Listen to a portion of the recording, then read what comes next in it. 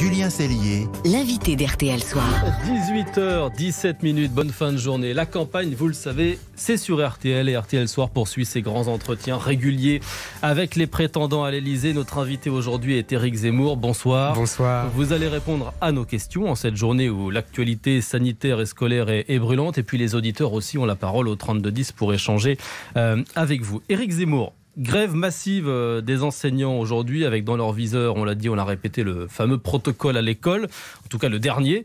Est-ce que vous, le candidat, mais aussi le parent que vous êtes, vous soutenez ce mouvement? Est-ce qu'il est légitime pour vous? Écoutez, je ne suis pas un fanat des grèves et en particulier des grèves d'enseignants, mais là, franchement, je trouve qu'ils n'ont pas tort. Il y a une exagération, le gouvernement fait n'importe quoi, le gouvernement d'abord change de protocole tous les 4 matins, le gouvernement, mais j'allais dire, parce que maintenant ça devient le mot à la mode, emmerde les enfants et leurs parents.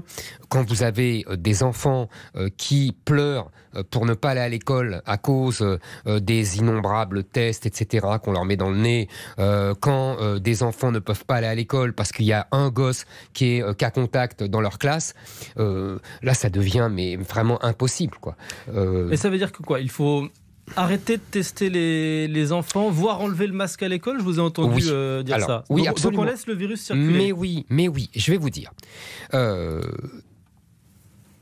Il y a quelque chose, j'ai écrit une tribune dans l'Opinion juste avant les fêtes de Noël. Mois de décembre. Ouais.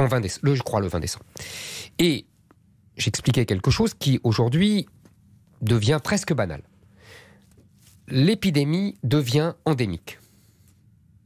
Donc ça veut dire que cette épidémie ne disparaîtra pas, mais qu'il faut apprendre à vivre avec.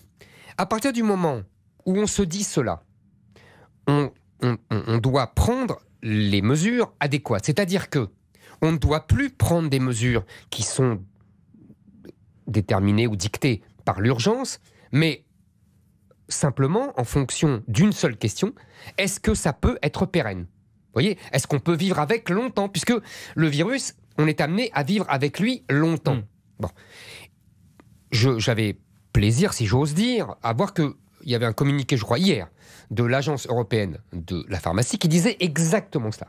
Je lisais aussi un communiqué du Premier ministre espagnol qui disait exactement la même chose. Le ministère de la Santé espagnol dit il faudra à l'avenir peut-être traiter comme une grippe. Mais oui, même si le mot grippe, vous comprenez. Mais le taux de vaccination est bien supérieur en Espagne à celui de la France. Bien inférieur, vous dites ? Bien supérieur en Espagne à celui de la France. Mais comment il peut être supérieur ? On est à 90%. On est à 78% de population générale, 85% en Espagne, 90% de la population vaccinable. Voilà, mais c'est ça l'important. Oui, c'est ça l'important, mais aujourd'hui on a 4000 personnes quasiment en réanimation. Oui. On fait comment là à court terme si on arrête de tester, si on enlève les masques pour la population générale, pour préserver un hôpital? Il y a peut-être des auditeurs qui nous écoutent et qui ont des opérations déprogrammées. Il y a deux choses. D'abord, on sait que ce virus, le nouveau, le variant, le fameux Omicron, contamine beaucoup plus, mais tue beaucoup moins. Et que donc, en vérité, on a le devoir de protéger les publics vraiment fragiles, c'est-à-dire les gens âgés, les gens très âgés, ou les gens qui sont obèses, ou qui ont du diabète, etc. C'est eux qu'on doit viser. On doit, leur dire « vaccinez-vous », parce que ça vous protège quand même si on a oublié quand même, dans la folie de nos querelles et de nos emportements, que la promesse il y a 1 an autour de ce vaccin, c'était on va être débarrassé, on est tranquille. Non, on n'est pas tranquille, vous avez remarqué. Donc là, il y a un échec du vaccin, il faut le reconnaître. Mais on fait avec ce qu'on a. On fait avec ce qu'on a. Rend le vaccin moins efficace sur la transmission du virus. Voilà. Donc on est contagieux. Donc qu'est-ce que ça veut dire ? Ça veut dire que les enfants, oui, vont contaminer, mais eux, ils ne sont pas atteints par des formes graves. Donc on s'en moque. Donc vous dites aux personnes on doit fragiles, protéger les formes graves. Vaccinez-vous. Mais en revanche, vous êtes contre le pass vaccinal. Mais oui. Du coup, comment on fait pour la même raison. Pour convaincre des personnes fragiles, comme vous dites, des personnes âgées qui ne sont pas vaccinées aujourd'hui, sans pass vaccinal, comment vous faites, vous, pour les convaincre d'aller se faire vacciner ? Mais moi, je fais appel à la raison. À partir du moment où Mais ça ne fonctionne pas, visiblement. Il y a encore 5 si millions ça de fonctionne, vaccinés. et si les gens ne veulent pas se faire vacciner, on va pas envoyer l'armée pour les faire vacciner. Il faut arrêter aussi 30 secondes. Ou alors on décrète la vaccination obligatoire, que Macron prenne ses responsabilités. Il ne le fait pas. Il a des bonnes raisons pour cela. Ça ne vous dérangerait pas pour les personnes fragiles, la vaccination obligatoire ? Non, je vous dis, si on suit votre raisonnement, moi je pense qu'il faut faire appel à la raison des gens. Et vous me dites, on ne peut pas. Dans ce cas-là, prenez vos responsabilités. Moi, je vous dis, je fais confiance à la raison des gens. Et je dis, s'ils pensent, ils vont se faire vacciner s'ils sont vraiment fragiles. Vous savez, ils ne sont pas fous, les gens. Ils n'ont pas envie d'être malades, ils n'ont pas envie de mourir. Enfin, il faut arrêter aussi. Donc, je continue. Le pass vaccinal, pourquoi il ne sert à rien ? Quand vous êtes... vous avez le virus. Vous le transmettez. Mais si vous êtes vacciné, vous le transmettez quand même. Tout le monde le sait aujourd'hui. Donc, votre passe vaccinal, il ne sert à rien. Puisque de toute façon, que vous soyez vacciné ou que vous ne soyez pas vacciné, vous transmettez votre virus. Moins. Mais je vais vous dire, on dit toujours ça. Mais même ça, ce n'est pas forcément vrai. Les études varient, etc. Donc, en l'occurrence, le passe vaccinal, qui est une arme d'urgence, j'en reviens toujours à mon raisonnement. On refuse toutes les armes d'urgence. Le passe vaccinal, les tests permanents pour les enfants, le masque pour les enfants qui leur pourrit la vie. Je vous assure, c'est une hantise des enfants. Éric Zemmour, et on entend effectivement la lassitude des enfants, on l'a entendu. Mais in fine, comment on protège l'hôpital là, à l'instant T, qui est à bout de souffle ? D'abord, j'aimerais comprendre, ça fait 2 ans que cette épidémie a commencé, qu'est-ce qu'a fait le gouvernement avec ces fameux lits d'hôpital et ces fameux lits de réanimation ? 2 ans. Que fait monsieur Véran ? Je pose une question simple. À quoi sert-il ? Justement, à chaque fois, ça fait 2 ans qu'on nous dit, on fait tout ça, on nous a confinés, on a fait exploser la dette, tout ça pour protéger l'hôpital. Et maintenant, on nous dit, il y a le vaccin, et en plus, l'hôpital est au bord de l'effondrement. Que fait monsieur Véran ? Qu'a-t-il fait pendant 2 ans ? Sur ce volet sanitaire, on a justement une soignante, Aurélie, qui est infirmière libérale à Maubeuge, qui nous a appelé au 3210 et qui souhaite échanger avec vous. Bonsoir Aurélie. Bonsoir. Éric Zemmour Aurélie. vous écoute. Bonsoir monsieur Zemmour. Allez-y Aurélie. Écoutez, moi je suis un peu perplexe face à ce qu'il dit monsieur Zemmour, parce que ça fait 2 ans que je suis infirmière libérale. J'ai même été aidée dans les services où il y avait de grands besoins. Et je trouve que faire ce qu'il fait, des meetings, des galettes des rois sans masque, sans distanciation, sans savoir si réellement il est en contact avec des gens fragiles, je trouve que c'est risqué. La vaccination, elle est importante.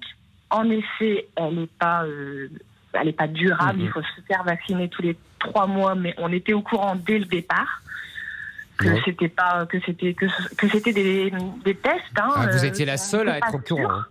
Ah bah non, il y a quand même eu des études. Moi, je n'ai jamais entendu qu'on devrait se faire revacciner tous les 3 mois. Ça, on ne le disait pas. Peut-être pas tous les 3 mois, mais on savait pas de recul à l'époque, effectivement, sur l'efficacité à long terme du vaccin. Mais pour revenir sur vos propos, Aurélie, Éric Zemmour peut vous répondre. Comment vous allez gérer effectivement les meetings ? Vous êtes à Saint-Quentin dans l'Aisne, demain.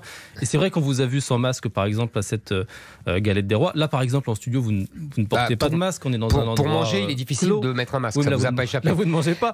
Non, mais est-ce que c'est devenu politique, quelque part, de porter un masque, d'être filmé avec un masque ? Vous ne voulez pas être filmé avec un masque ? Non, pas du tout, pas du tout. Je mets le masque quand il faut, quand on me le demande, et je le mets. Je pense que je vous répète exactement ce que je dis. C'est-à-dire que, si vous voulez, dans mes meetings, d'abord, quand on a demandé le pass sanitaire. Le pass sanitaire, comme il était obligatoire, on a respecté la loi. Donc, ma chère Aurélie, je respecte la loi. Le Conseil constitutionnel a estimé que dans les meetings, on n'avait pas besoin du pass vaccinal. Je vous signale que mes meetings, évidemment, c'est les seuls de la campagne où il y a du monde. Donc, c'est logique qu'on se pose la question, mais je vous signale que ce ne sont pas devenus des clusters. Même Villepinte, avec près de 15 000 personnes, on n'a pas dit que c'était un cluster. Donc, il ne faut pas non plus exagérer. J'ai fait demander le pass sanitaire à tous. Donc, arrêtons. Et je répète, même si je demandais le pass vaccinal à tous les gens qui rentrent dans mes meetings, ça ne servira à rien, puisque de toute façon, qu'ils soient vaccinés ou pas, ils peuvent contaminer et transmettre le virus. Éric Zemmour, vous restez avec nous. On va marquer une toute petite page de pause et puis on va reprendre ce grand entretien dans RTL Soir. On va notamment parler de l'école. C'est la journée de l'école et vous avez un programme qui agace un peu vos opposants. On va en discuter juste après ça. RTL Soir avec Julien Cellier. 18h30, ce grand entretien avec Éric Zemmour, candidat à la présidentielle, continue dans RTL Soir. Éric Zemmour, on a parlé de l'école au début de cette interview. Vous avez dévoilé votre programme en matière d'éducation ces derniers jours. Alors, retour du certificat d'études, blouse en primaire. Vos opposants évoquent une école d'autrefois. J'ai même entendu l'école des choristes. Vous assumez ? Ah, j'assume tout à fait. Moi, excusez-moi, quand on avait une excellente école, une des meilleures du monde, voire la meilleure du monde, et qu'aujourd'hui, on se traîne dans tous les classements internationaux entre la 23e et la 25e place de tous les grands pays, je pense que les responsables de l'école d'aujourd'hui devraient faire profil bas et devraient apprendre un peu l'humilité. Et quand on voit ce qui marchait hier, mais, je précise tout de suite, ce qui marchait hier en France est exactement ce qui marche le mieux aujourd'hui dans les pays asiatiques. Japon, Corée du Sud, voyez, Singapour, etc. Donc, il ne faut pas nous la faire. Votre credo, c'est lire, écrire, compter. Alors, ce qui est assez en primaire, évidemment. Amusant, c'est que le ministre, en primaire, c'est que le ministre Jean-Michel Blanquer utilise exactement la même formule depuis 5 ans. Le gouvernement qui a mis en place des plans français, des plans maths, qui a limité les effectifs dans certaines zones prioritaires en CP-CE1. On sait aussi que c'est un travail sur le temps long pour obtenir des résultats. Vous n'accordez aucun crédit à ces projets ? Ah, pas du tout. Je vais vous dire, j'ai accordé tout le crédit du monde à Jean-Michel Blanquer. J'ai même, vous retrouverez si ça vous intéresse, quand j'étais journaliste en 2017-2018, j'ai fait des papiers à la gloire de Jean-Michel Blanquer. Parce que justement, je trouvais qu'il employait le bon ton, les bons mots, le bon discours. Et d'ailleurs, à l'époque, ceux qui aujourd'hui s'opposent à moi l'insultaient dans tous les journaux quand moi, je le défendais. Vous avez changé d'avis ? Oui, j'ai changé d'avis, mais je vais vous dire pourquoi. C'est pas par esprit partisan. C'est parce que Jean-Michel Blanquer est la grande déception de ma vie. Jean-Michel Blanquer m'a déçu. Jean-Michel Blanquer a parlé mais n'a pas agi. Jean-Michel Blanquer a parlé comme moi, mais il a agi comme Najat Vallaud-Belkacem. Je trouve ça triste pour lui d'abord, et surtout pour l'école et pour nos enfants et pour la France. Quand monsieur Blanquer, je l'ai sévèrement réprimandé à ce sujet, vous vous souvenez, il y a quelques mois, fait une directive sur l'initiation à la théorie du genre, qui est une promotion de la transsexualité pour des enfants, voire des adolescents. J'ai envie de lui dire, mais Jean-Michel, qu'as-tu fait ? Mais qu'es-tu devenu ? C'est une honte. Alors, donc, excusez-moi, moi, oui, le discours de Jean-Michel Blanquer, vous avez tout à fait raison. Il parle comme moi ou je parle comme lui, peu importe. En vérité, je parle comme devrait être l'école. Lire, écrire, compter, le mérite, le travail, l'effort, tout ça, il reprend tous ces mots. Mais il fait le contraire. Éric Zemmour, on va en discuter avec une directrice d'école qui nous appelle au 3210 pour échanger avec vous. C'est Laurence depuis l'Eure-et-Loire. Bonsoir Laurence. Bonsoir Julien. Je crois que vous avez noté la volonté d'Éric Zemmour de supprimer l'enseignement d'une langue étrangère à l'école primaire. Ça ne vous plaît pas, vous, la directrice ? Écoutez, je pense que c'est une idée qui vient du passé. C'est vraiment le symbole du repli sur soi. Et c'est absolument pas ce que nous voulons pour nos enfants. Ça fonctionne chez vous ? Ils apprennent l'anglais à l'école primaire ? Oui, mais les enfants apprennent l'anglais depuis la maternelle, où ils le manipulent de manière ludique. Et dès le CP, c'est un apprentissage et ils arrivent au collège avec un niveau d'anglais qui est tout à fait honorable. Éric Zemmour, chère madame, les chercheurs en neurosciences plébiscitent l'apprentissage de plusieurs langues chez bien les petits. Chère madame, c'est incompatible pour vous, d'abord, français-anglais ? il est dommage que lorsqu'on parle d'école, donc de nos enfants, immédiatement vous utilisiez le langage de l'idéologie. Immédiatement, vous dites c'est la preuve du repli, etc., etc. On n'est pas dans un affrontement idéologique, chère madame. On est pour que les enfants sachent lire et écrire en français. C'est encore notre langue. Donc, si vous voulez, moi, je constate... Pour vous, les deux sont incompatibles aujourd'hui ? Pas du tout. Mais je constate... Moi, c'est pas du tout. Si on pouvait apprendre 10 langues, je serais ravi. C'est pas le sujet. Seulement, je veux d'abord qu'ils sachent écrire et lire en français. Or, ce n'est plus le cas. Ce n'est plus le cas. Toutes les études montrent qu'il y a 30% des enfants qui arrivent en 6e et qui ne savent pas correctement lire et écrire. Toutes les études montrent que nous avons fait... Est-ce que les enfants sont, vous savez, fluides en lecture? Il y a à peine une moitié des enfants, et ça monte un peu dans les quartiers favorisés à 68%, et dans les quartiers défavorisés, ça descend à 30%. C'est-à-dire qu'il y a seulement un tiers des enfants dans les quartiers défavorisés qui savent lire et écrire correctement et qui comprennent ce qu'ils disent.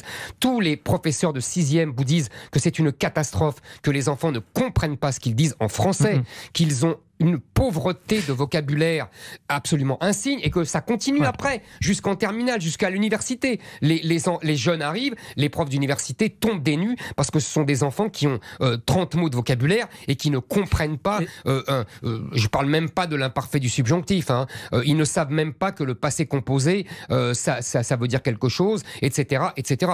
Donc moi je veux bien qu'on apprenne l'anglais, mais il faudrait d'abord savoir parler et lire et écrire et s'exprimer en français. Donc les heures, je finis, donc les heures qu'on prend sur les langues, je les mets sur le français, c'est tout. Éric Zemmour, vous parlez d'une école à la merci des lobbies. Vous avez notamment pointé, j'ai entendu, le lobby LGBT, l'association SOS Homophobie. Absolument. Ça veut dire que vous ne voulez plus que cette association, par exemple, vienne participer à des journées de sensibilisation à l'école? Je ne veux plus de journées de sensibilisation qui sont le faux nez de journées de propagande.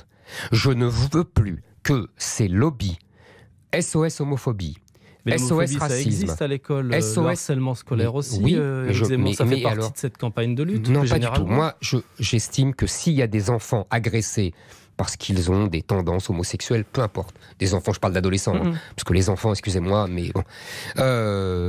Le professeur doit le repérer, le surveillant général doit sanctionner. Je rétablis de la une sanction, discipline. Mais pas de prévention. Mais je ne veux pas de prévention. Parce que la prévention, ça veut dire de la propagande. On n'est pas là pour faire la propagande d'une sexualité, quelle qu'elle soit. Vous savez, je considère que l'école doit être un sanctuaire. Il doit être le sanctuaire de la transmission des savoirs, du mérite, de l'effort. Et on ne doit pas faire rentrer à l'école des idéologies. Donc ni SOS Homophobie, ni SOS Racisme, ni Assa Traoré, ni les Lyon Thuram, etc. etc. Oui, ces gens-là n'ont rien à faire à l'école. Juste, Éric Zemmour, là on parle de votre programme, c'est celui que vous souhaitez mettre en place dans 3 mois si vous êtes élu. On s'interrogeait sur les parrainages. On sait que vous êtes à peu près à 350, vous me confirmez, c'est ça aujourd'hui? On avance, on promesse.